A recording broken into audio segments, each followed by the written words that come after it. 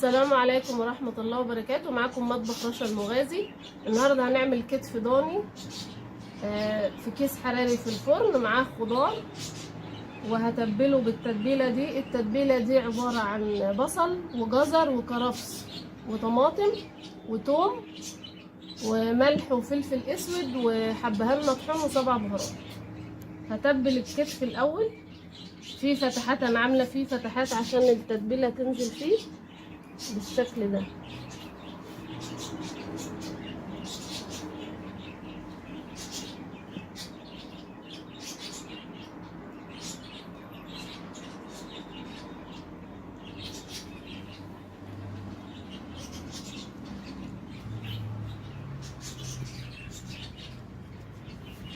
هتبله كويس، وبعدين دي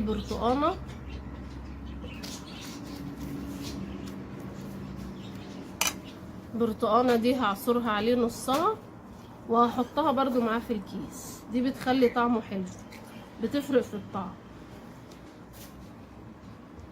دلوقتي هجيب الكيس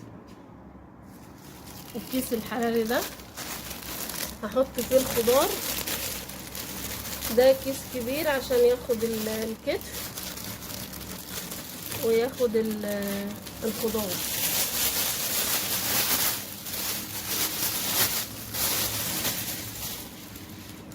الخضار عبارة عن كوسة وجزر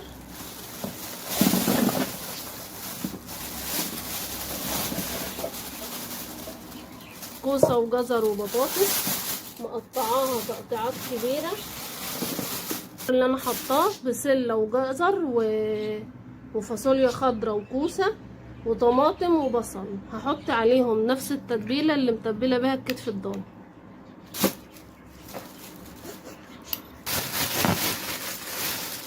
دلوقتي حطيت الخضار اهو، بقلبه بالتتبيله اللي انا عامله بيها نفس التتبيله بتاعت الكتف الضاني عشان يشرب من التتبيله.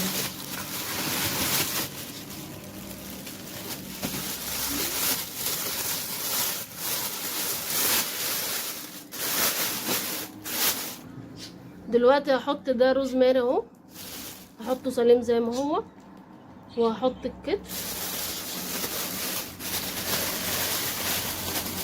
على الخضار من تحت.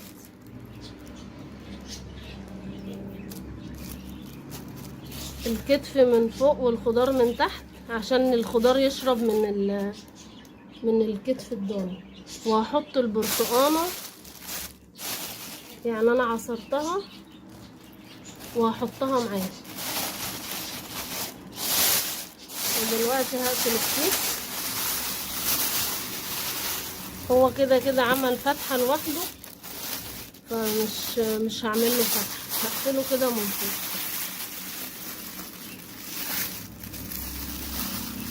وهحط في الصينية كوبايتين مية، وهدخله في الفرن من تحت، مش في النص، لا من تحت، اول تلت ساعة، وبعد كده هرفعه فوق.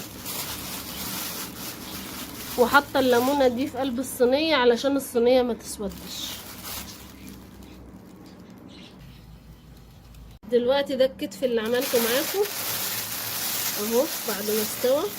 قعد ساعه في الفرن، تلت ساعه تحت الاول وبعدين ساعه،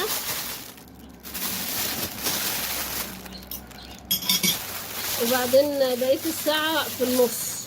يعني بحط تحت الاول